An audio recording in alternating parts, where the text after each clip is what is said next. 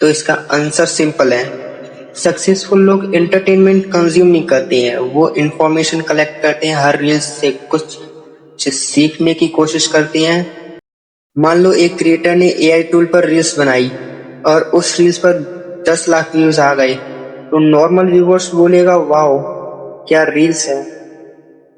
लेकिन वही smart creator सोचेगा कि ये रील वायरल क्यों हुई, हुक कैसा था इसका, एडिटिंग कैसे हुई, म्यूजिक क्या था, इमोशन क्या था, और फिर उस रील को कॉपी नहीं करता है, उसको एनालाइज करता है और उसी कॉन्सेप्ट को अपने स्टाइल में इम्प्लीमेंट करता है।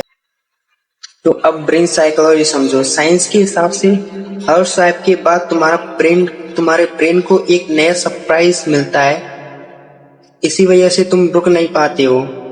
लेकिन अगर मैं बोलूं इस एडिक्शन को लर्निंग मशीन बनाया जा सकता है, तो मान लो सेम ऐप लेकिन दो अलग अलग, एक मीम्स देखता है और रैंडम डांस देखता है, फाइट्स देखता है और टाइम वेस्ट करता है।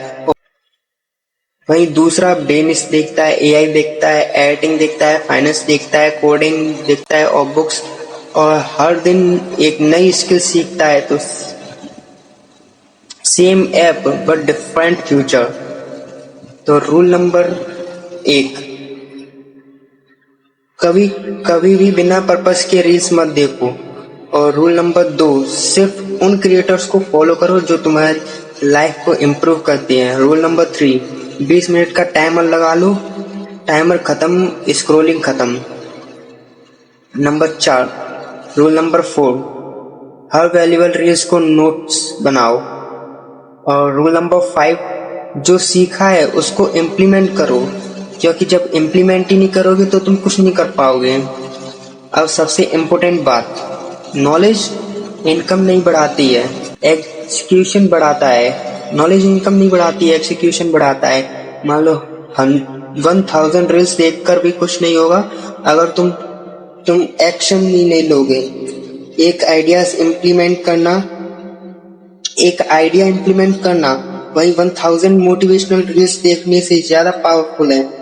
सोचो आज 2 लोग होंगे, एक वो जो रोज 2 घंटे मीम्स देखता है, दूसरा वो जो सिर्फ 20 मिनट स्किल सीखता है और बाकी टाइम उन्हें इम्प्लीमेंट करता है।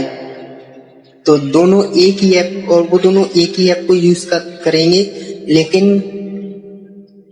वहीं अगर उनको 6 महीने बाद देखेंगे तो एक की लाइफ वहीं रह गई और दूसरे